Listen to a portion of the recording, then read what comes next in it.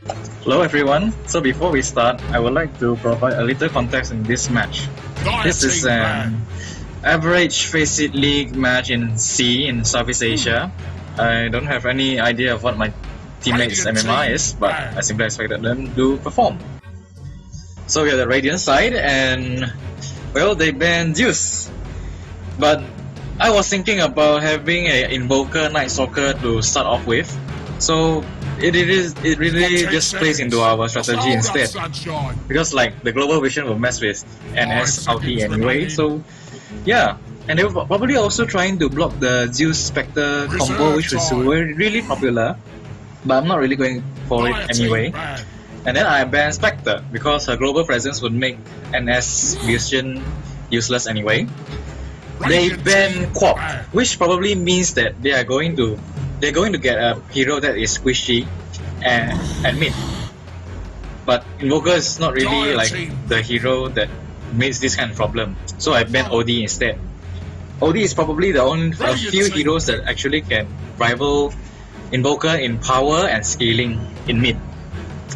But after they choose Shadow Shaman, then I would start to think that they may go for a pushing strat instead. But I just go with Invoker and Night Stalker and see what they would actually choose.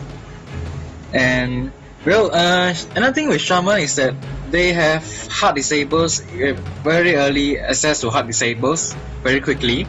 But again, with Invoker and Night Stalker, you can just silence him because Shadow Shaman's problem is very squishy, so it cannot really take care of and it doesn't really provide any sustain or healing for the team. And so I think that Invoker and Night Stalker, this combo is still viable, and it wasn't really like affect much of the strategy that I'm planning for. And then I'm not sure what our carry would be, since I already banned out the in-meta heroes like Spectre and OD for our carry. But like, maybe we will go with something much more unconventional, but I'm still thinking of what my teammates can play, because I'm not really sure what they can do. And they pick Glow Ranger, which confirms that they are probably going for a push strat, and they're probably going to choose almost of the range carries instead.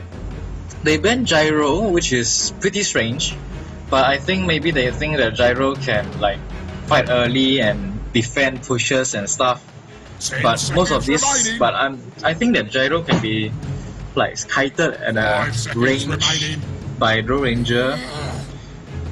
By this time, I would think that, well, they might go for a range carry instead. So I'm thinking they may not choose PL, and they might go for Weaver instead. Well, they also ban out Witch Doctor, which may have the skills to stall out any pushes. I banned Doom because he's also probably the other hero that can counter any hero, but mostly for Invoker, because I need Invoker to be one of our damage dealing heroes. So I banned him, and now I need another support that can actually counter push and provide sustain. So like the best support to do this is probably Dazzle. I don't pick Winter Wire because I know how easy it is to screw up that ulti, and I may not really try. I mean, I focus more on the ease of execution of my strategy more than the synergy between the heroes, because I'm not really sure of my teammates. So they pick Luna, which is again another indication of a push strategy. And by this time, my teammates would have already said to me that, well, they may go for level 1 Roshan. So you have to look at the 4th hero and see if they really want to go for that. But I'm not really sure why they would go for level 1 Roshan against this kind of team, and they would continue using that strategy against an Invoker Night Stalker. So I'm not really sure why they're doing this. By this place, I realized that we don't have a lot of hard disables on our team. So with regards they have a lot of squishy heroes. So I think that we may be able to get a Nix instead. And we got it. Like, we have a Nix player in our team. They went for Lone Druid, which is very hinted against. Like, they're going to do a level Roshan with the bear tanking most of the Roshan damage and stuff. Then I realized that they really lack an initiator, someone that can initiate early outside of Shadow Shaman's blink. So, by this time, I would have banned. I'm also thinking, what would they actually go with their last hero? They really need an initiator that can jump into our fights, but they have the initiator itself cannot be disabled by Invoker or Night Stalker, and I think Void is this choice. But then again, they really want a ranged hero, but Void is really potent in this because like you can just set up with Chrono and your ranged heroes hit inside the Chrono.